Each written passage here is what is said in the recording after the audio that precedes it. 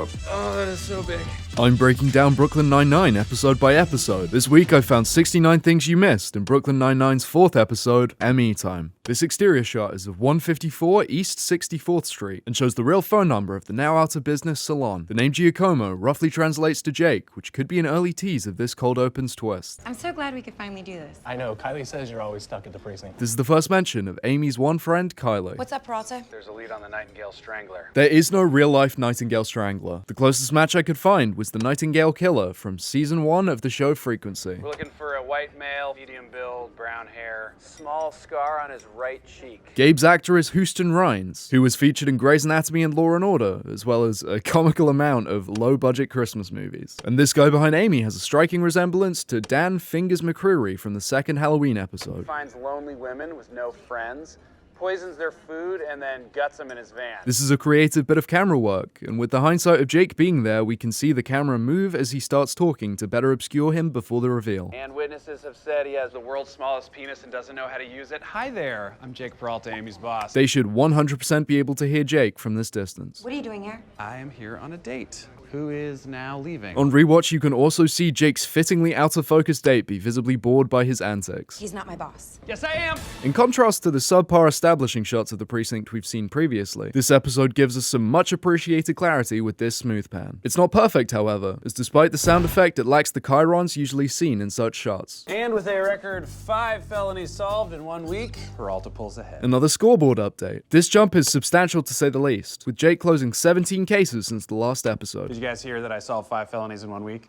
We heard. Well, it's hard to find average numbers on this. Closing 5 felony cases in 1 week does appear to be above average. This could, however, just be a result of Jake finally closing cases he started working on during last episode's slump. Updates on open cases. Unlike the Einstein quote from last episode that has been replaced with this one, this uncredited quote still remains. I just got a DOA on Bessemer Street. You're the primary, you're in charge. Take Diaz and Peralta. My fantasy threesome. You can see Holt start to walk in behind Charles, but his position doesn't change during this incredibly long judgmental stare. Cops on a case. Detectives, our monthly crime statistics are due. Scully, you can just write, I didn't close any on a piece of paper. You got it. Is it just me, or does this outfit feel overly formal for Scully? Dismissed. Hey, Boyle. No, you haven't had Peralta as a secondary in a while. Above the portrait we'll come back to in a second, we see another poster for the police summer kids camp.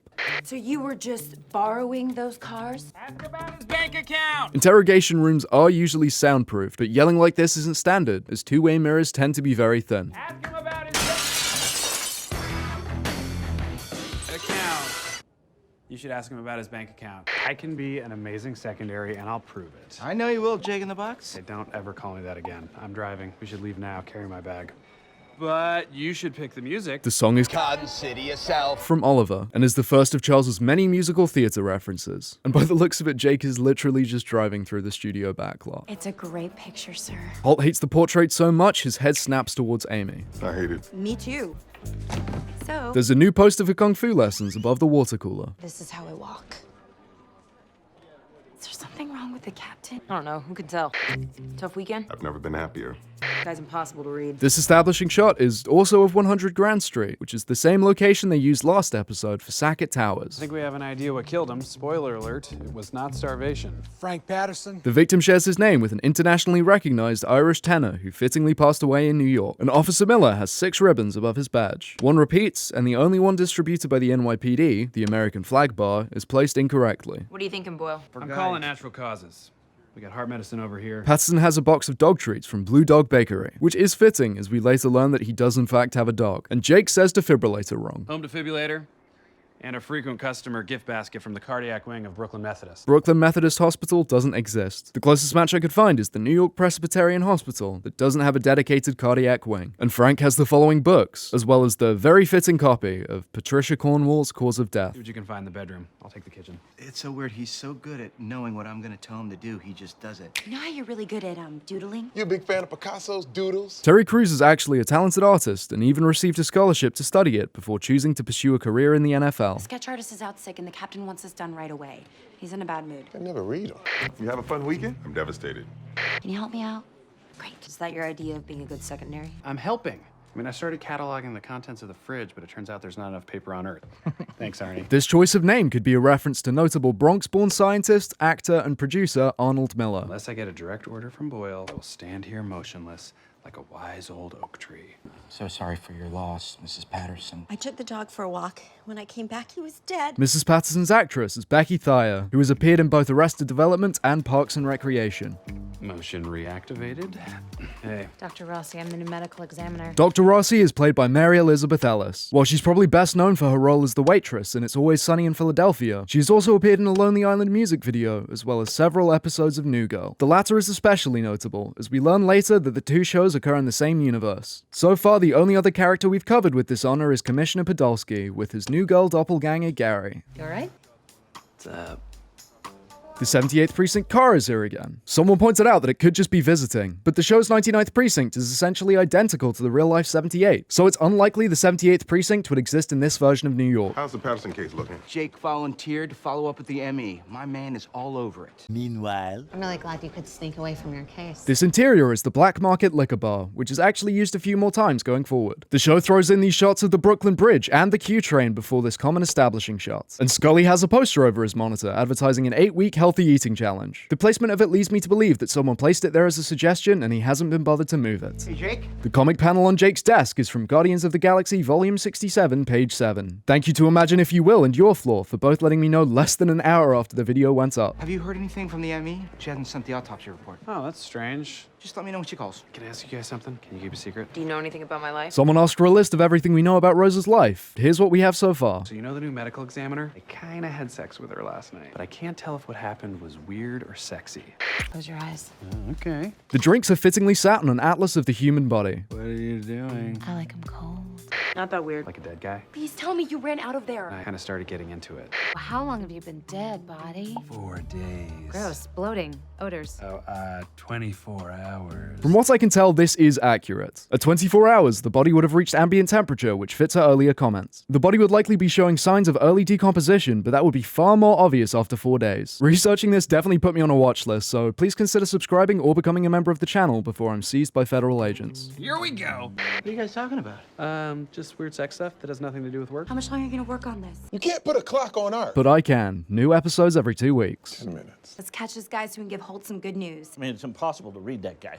Get your act together, or so help me God, you won't live to see retirement. These Holt reactions follow the comedic rule of 3, with the third being a subversion. It's like, what's that guy thinking? There's a baseball bat on the vending machine that looks to have been tagged as evidence. He and I are exactly the same, except that I'm younger, Cuban, female, single, and straight. This is the first mention of Amy's Cuban background, other than the similar cut line from the pilot. The desk next to Boyle has a blank template for a wanted poster open, and Scully looks to be fast asleep at his desk. Boyle, where's my paperwork on that DOA? Still waiting on the autopsy report. I'll call the ME and find out what happened.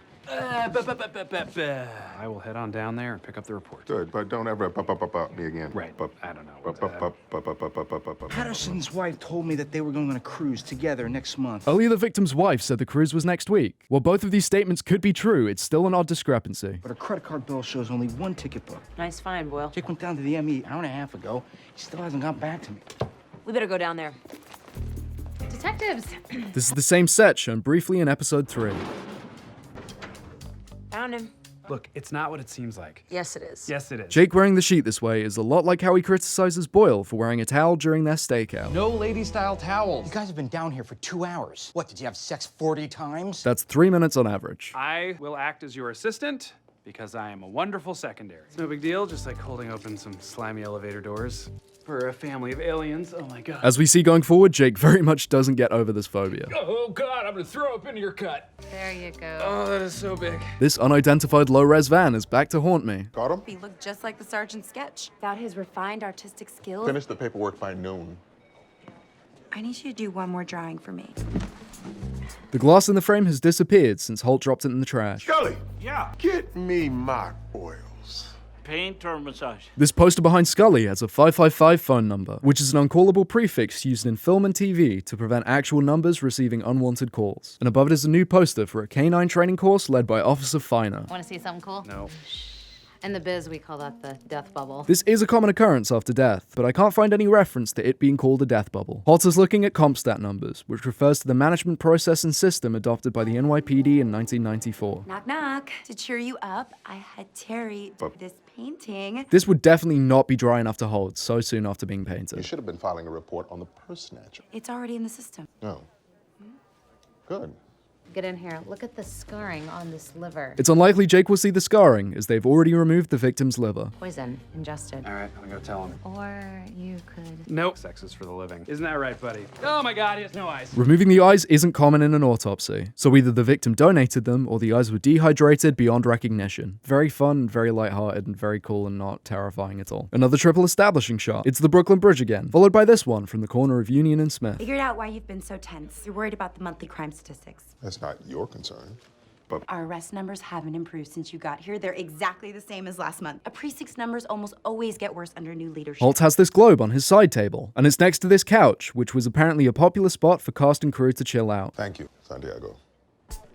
This is the first instance of Amy celebrating with a dork dance. My only question is, why'd you do it? He had affair after affair. He was a real Don Juan. Don Juan was a fictional character who dedicated his life to seducing women. Are you sure you didn't mean Don Flan? This is now the third mention of flan, the first two being in the pilot. Mrs. Patterson, you are under arrest for the murder of your husband. That painting is tight. It's terrible. Not at all.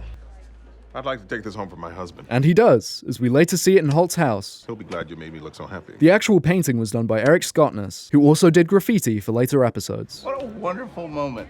I agree, it is a wonderful moment. Wonderful moment. Rosa, you agree? It's all right. It's all right. Wonderful moment between two guys. This song was improvised and results in Rosa very obviously trying not to laugh. A very special thank you to Absolute Sweetheart Owen, as well as Sam Descol, Mimic3, Awkward IRL, Sam Buckley, Nils Mowers, Whitey, Balti and Bolt, and Charcoal for becoming members. I will see you in 2 weeks for another very exciting installment. Not a doctor. Shh.